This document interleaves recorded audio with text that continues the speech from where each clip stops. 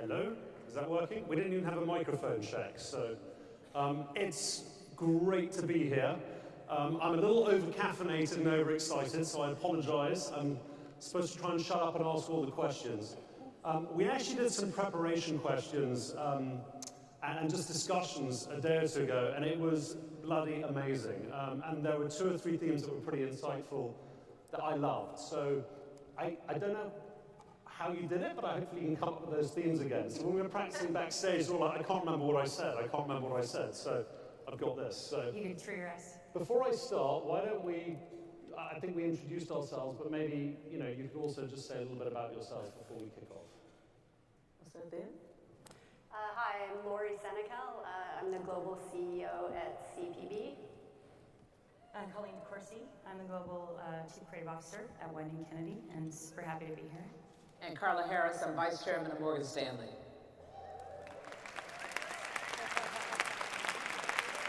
So I have a few questions. I've also got a pen. So my little insight that my stepmother pointed out to me while watching TV recently. I don't know how many of you watch the news, but all the news anchors now, for some reason, hold pens while they're asking questions.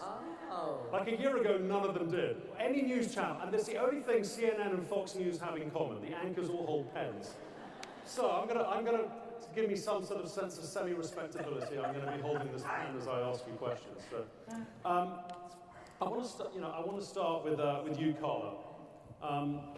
It's an amazing story. Obviously, before we talked, I read up about you, and being at high school where your counselor tells you don't bother applying to college, and then you get into Harvard, Princeton, and Yale. Then you go into the financial world, which, let's be honest, is especially, when you entered it too, very male-dominated place, and you've been insanely successful. And frankly, you've got some passions that you've become very famous for. You've written books. It's pretty awesome getting to sit like this, actually. But there's a lot of women here in the audience who are here to try and listen about your story. And I'm sure you've learned many, many, many things. But what would you say is the one thing when you look at your life and your experience that you would advise people, women people, but also obviously for this conference, to focus on? And do you think that you focused always on the right thing, and that women trying to succeed in a world which isn't always fair and even are focusing always on the right things? What's the one thing you would share as advice? Well, first of all, thanks a lot for the invitation, Kat, to be here. And let me say there are lots of pearls, as I like to call them, my hard-earned pearls and hard-learned pearls after being on the street almost 30 years. But if there was only one thing that I could say to the women in the audience, the one thing that I would tell you is to make sure that you understand this concept around currency. Performance currency and relationship currency. There are 2 types of currency in any environment. Performance currency is worth, I'll call it, about $1.50 very early on in your career. And performance currency is the currency that's generated by your delivering that which was asked of you and a little bit extra. Every time that you present on something that you were asked to do and you do better than expected, you generate the performance currency. It works just like the stock market. Anytime a company says to the street that they will deliver 25 cents a share, and that company delivers 40 cents a share, that stock goes up every single time, and so will yours. Performance currency is valuable for 3 reasons. Number 1, it will create a reputation in your workplace for you. Number 2, early on in that environment or in your career, it will get you paid and promoted. And number 3, it will even attract a sponsor. And as you all know, the sponsor is the most important relationship that you can have in your professional life, because that's the person that's spending their capital on you behind closed doors to get you promoted. However, performance currency over time starts to experience diminishing marginal returns. That $1.50 starts to work its way right down to $1. Why? Because now I can tell you work in finance. Yes, you have created a new standard of excellence. Everybody knows that you will always deliver. So there's no longer any premium associated with your deliverable.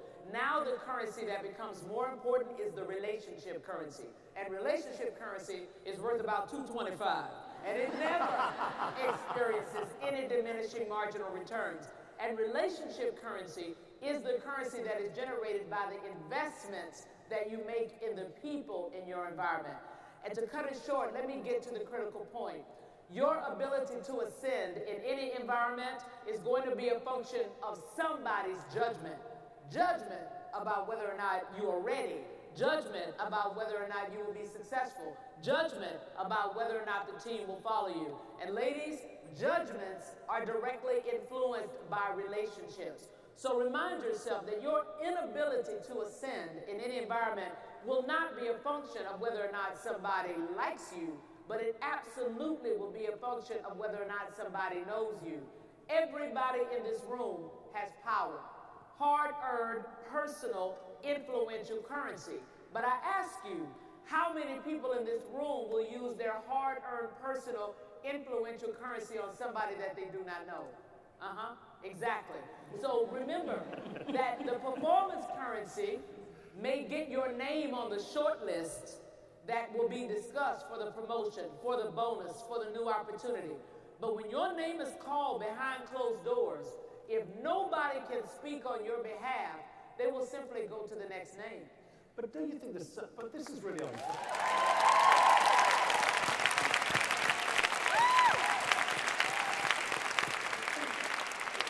And we're just warming up. No, we're done. She's got it. We're done.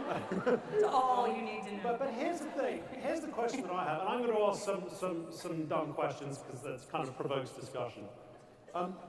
Isn't it like you are an unbelievable, successful human being? And when you describe your journey, you're sort of what I call an alpha character. Like, anyone puts a barrier in front of you, you're going to be like, thank you very much, get out of my way, I'm going forward. And God bless you for being like that.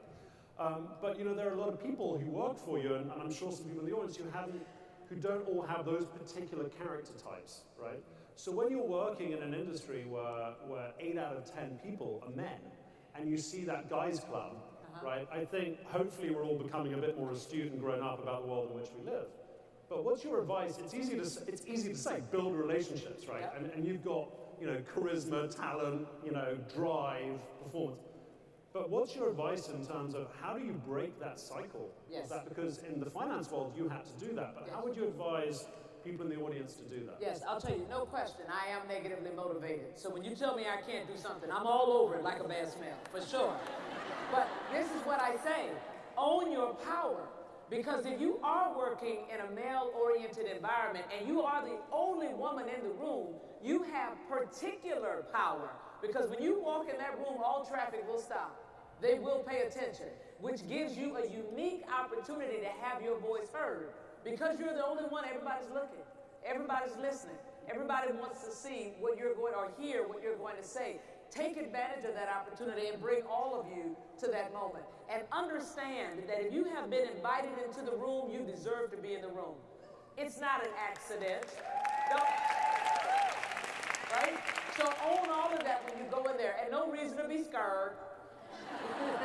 No reason to be scared. Remind yourself that fear has no place in your success equation. Fear has no place in your success equation. The worst that can happen is if you take a risk and you fail. But guess what?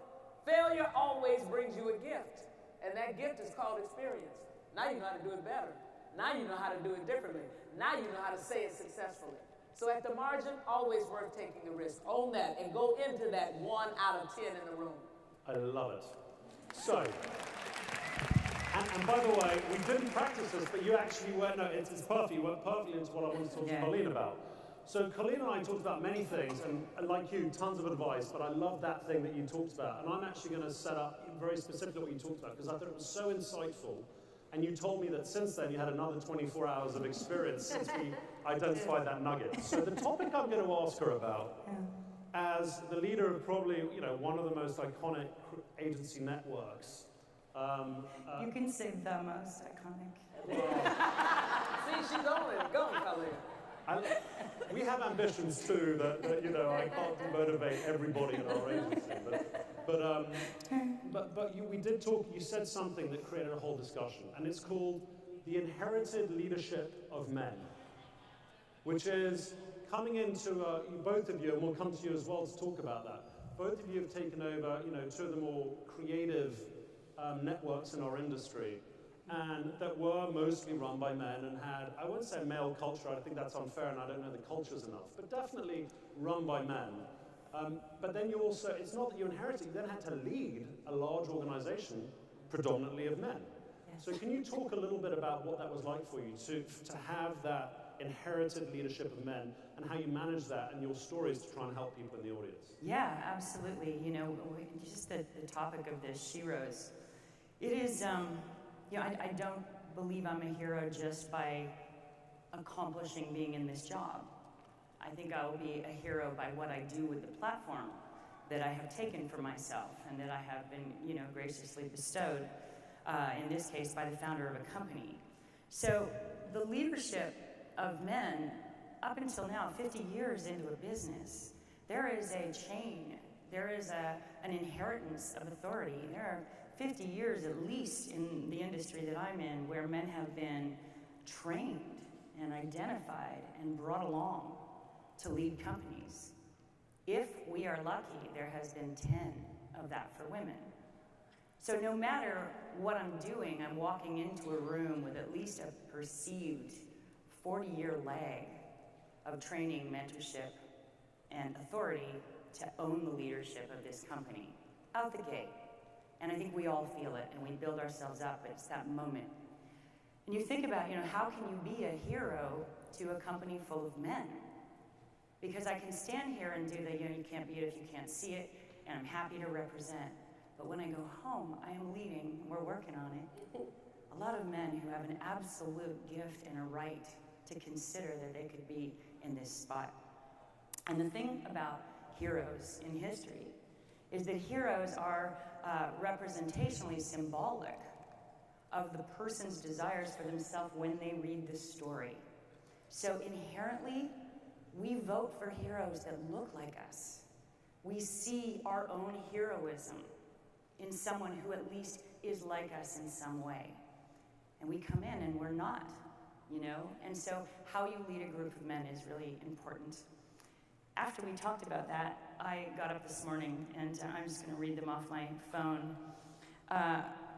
You know, I said, hey, I have a question for you, and I took 5 of the most cantankerous, gifted, incredibly eligible men in my company. Not eligible for you, I'm eligible for promotion. And I said, how am I different than a male boss? Am I different? Is it an adjustment for you? And is it possible that I could ever be a hero to you? I got some really different answers. A couple of them said, well, you sent this text, one.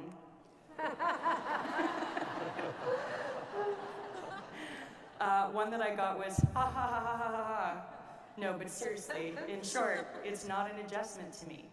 In my mind, you're different from other ECDs, the same way that, and these were his previous bosses, Jerry Graff, Mark Fitzloff, Joe Staples, are different from each other. It's not because you're a woman, it's because you have a unique worldview, like each of them did. Frankly, you have more in common with Jeff Kling than with Susan Hoffman. And I thought that was a really fascinating thing to get. This one I loved. He said... Is that the planning one? Yeah. He said, you're more honest about your insecurities. I don't know if that's a male-female thing. You're not fragile. You don't have a fragile eggshell ego that needs to be pillowed. You're more openly emotional. You don't test the sexual boundaries of younger male employees. And I asked him what that meant, and I'll tell you in a minute. When I do this, my poker face. You don't automatically assume you're the smartest in the room. You're not always trying to win. You're judged on behalf of all women. Is it an adjustment? Not really. It's as much as an adjustment as any change of an individual boss. And I said, well, what do you mean by the sexual boundaries thing? He said, it just seems that male bosses always have their dicks half out. I said, oh, that's amazing. Can I quote that if I don't say your name? He said, yes, and you can say my name. And then just like one more that I really appreciated. He said, more empathetic, willing to listen, enable people, don't worry about ego. I don't know if these are female traits, but I know male ego and pride is a thing. You're way more selfless. You genuinely care about people in the place. I said, do you have to adjust your communication style for me? He said, no, but maybe with other female leaders, I try and say a little less gross stuff. And I know I don't have to hold back on that with you, but not sure if that's exclusively male-female. I can't say stuff like that to X, who's a male boss for a company. X got mad at me once for posting a picture of snot coming out of my nose. You only get mad when I'm mean to other people. So what made me feel good is that when I got to the could I be your hero question, and I did preface it with no raise, no harm, no foul. And each of them either said yes or you are.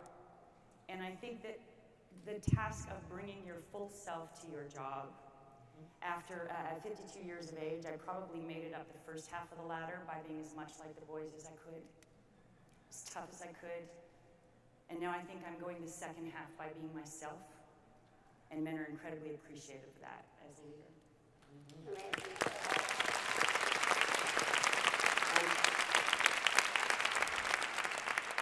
I also want to thank you for reading those texts out, because she was saying to me before, do you think it's okay? I want to respect the audience. I don't want to be about, I'm like, read them, they're brilliant. So thank you for doing It's so that. self-centered, but I don't think it is, because I'm not really so great. But I think it's insightful. For me, it was insightful as a leader about, frankly, that you did that. Like someone replied to you. And I think also being brave enough to do that and then to share it with a room full of people trying to learn from your experiences is awesome. So thank you. I really appreciate it.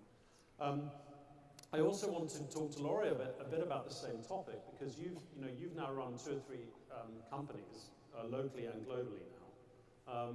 And you've taken over some great agencies, but complicated situations, right? Where you've had to make some difficult decisions. And if you look at it at the business results, the business results that you've achieved have been, from everything that I've understood, quite remarkable and good.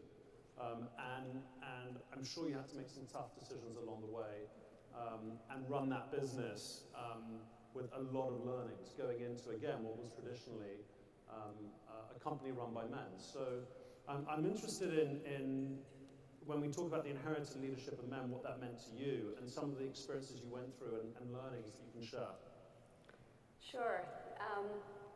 I think there are some adjustments, that companies make when there is a female leader entering the picture. And, one that I can remember was when I was first appointed to a board. I was the first woman on that board, and I was excited about it. It was a new experience for me. And I got my first piece of communication, and it said, "Good morning, gentlemen."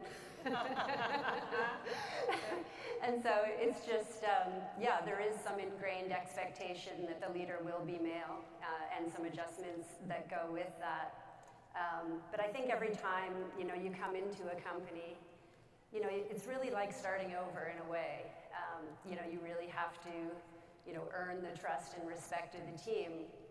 And I have noticed, when I see a group of men together talking, they can be talking loud and animated and talking about issues and opportunities and being really real and open with each other. And sometimes, when there are women in the mix, they'll be a little quieter, more guarded.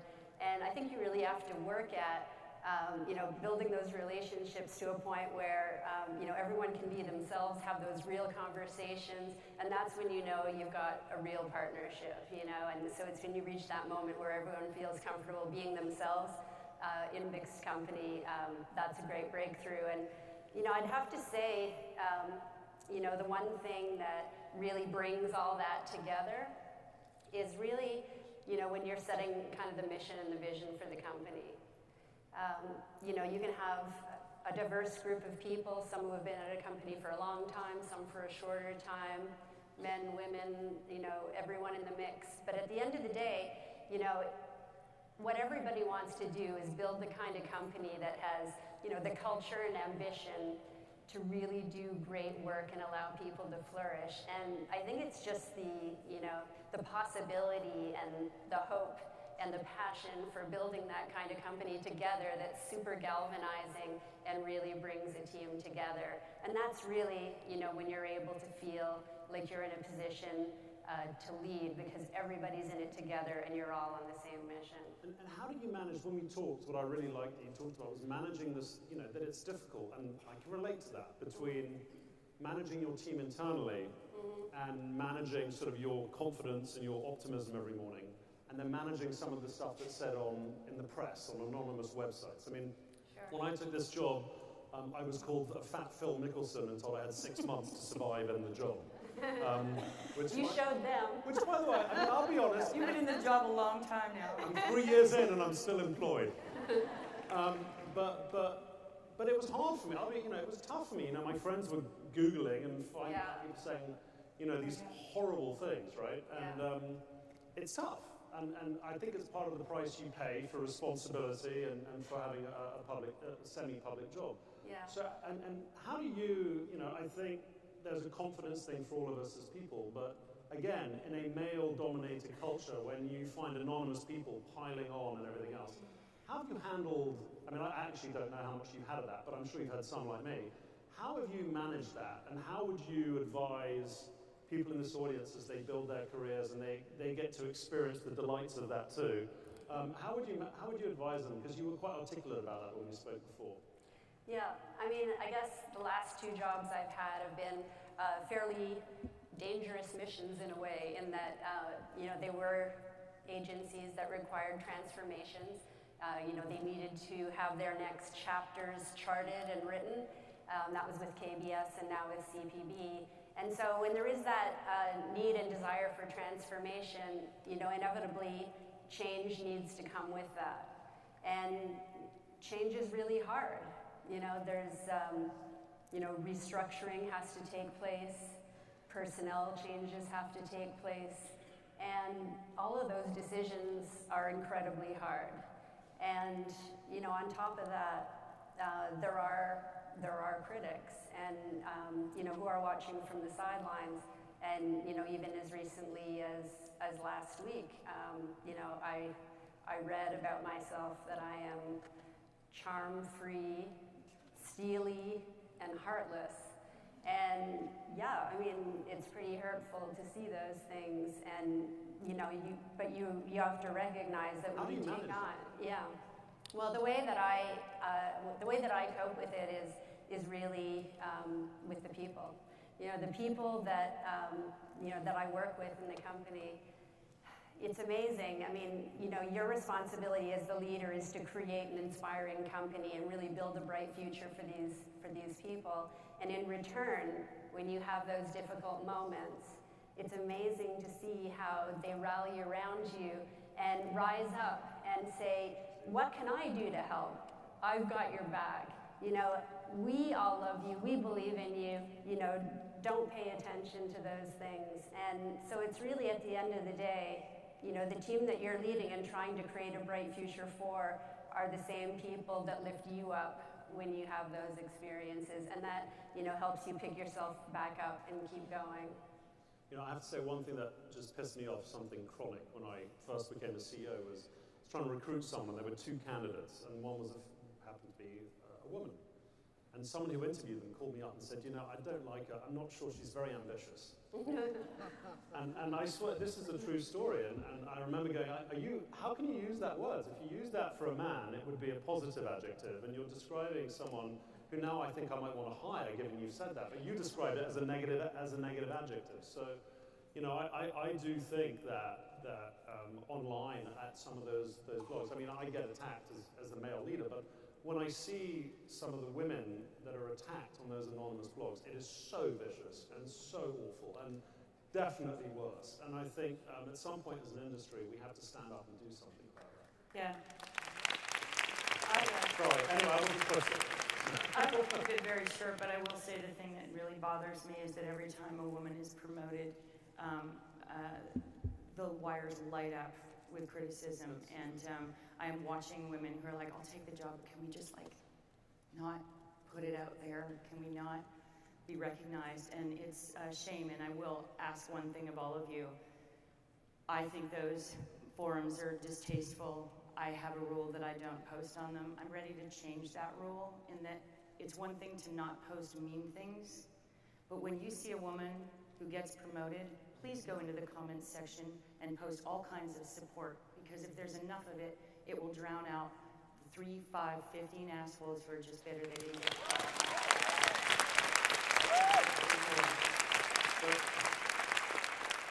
So I'm going to ask all three of you one question, which we had a nice chat about, because when you're in these jobs, you get, one of the things is you do get psychoanalyzed to an inch of your life, and you get coaches thrown at you and all those sort of things.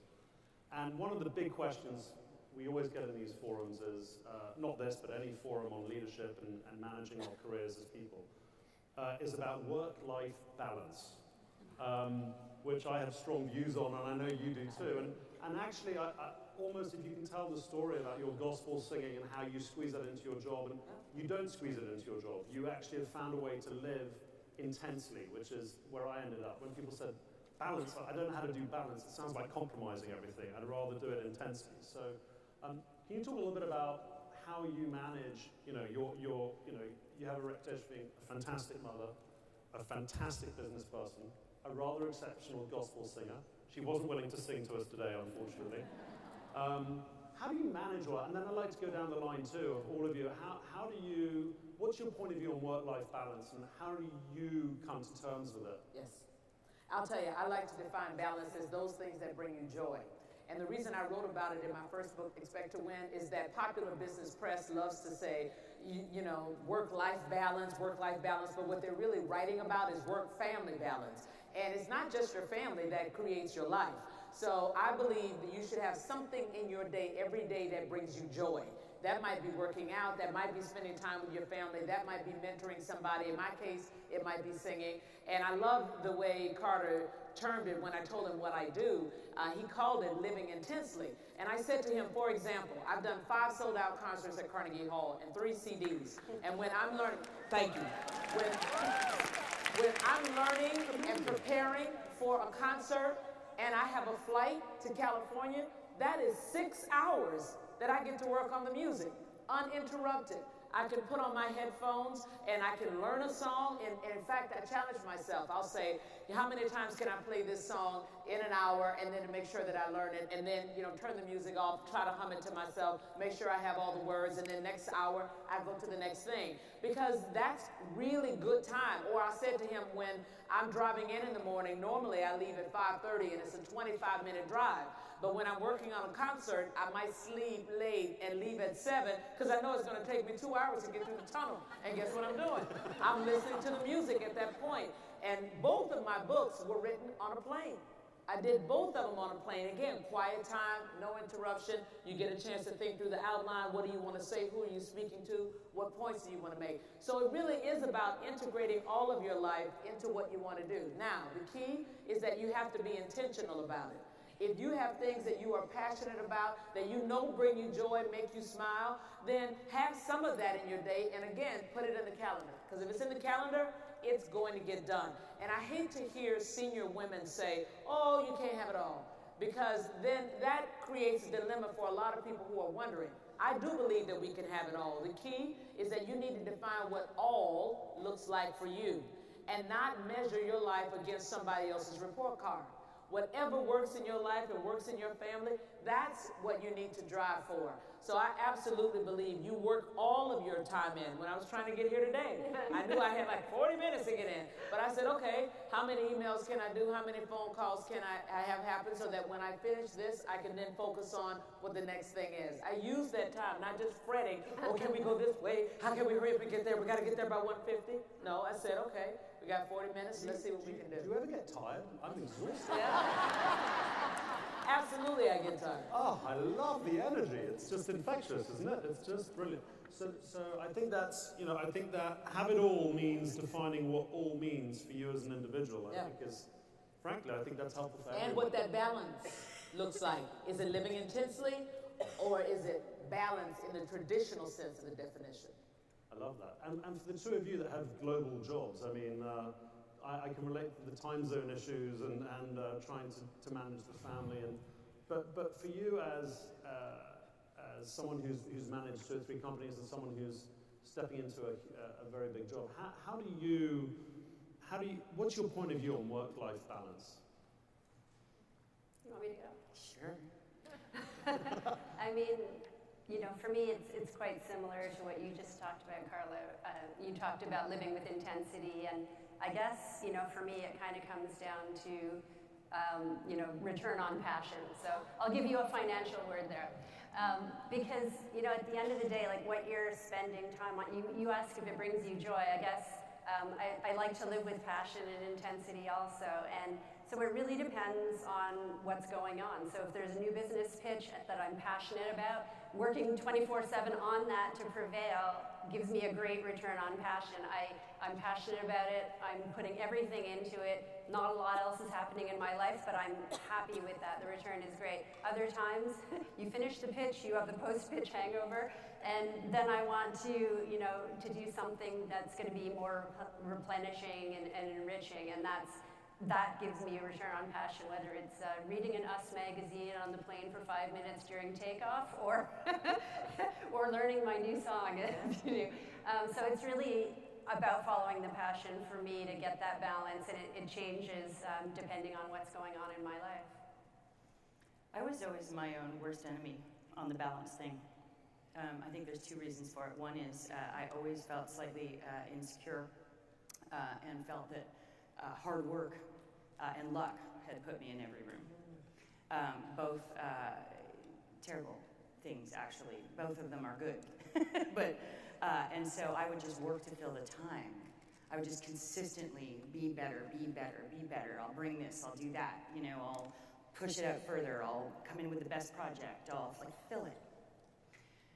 Then I found I started to get to a place where I was actually procrastinating and losing life-work balance, where I would put off and put off and put off the closure of an answer to something or the deliverable because it could always be better.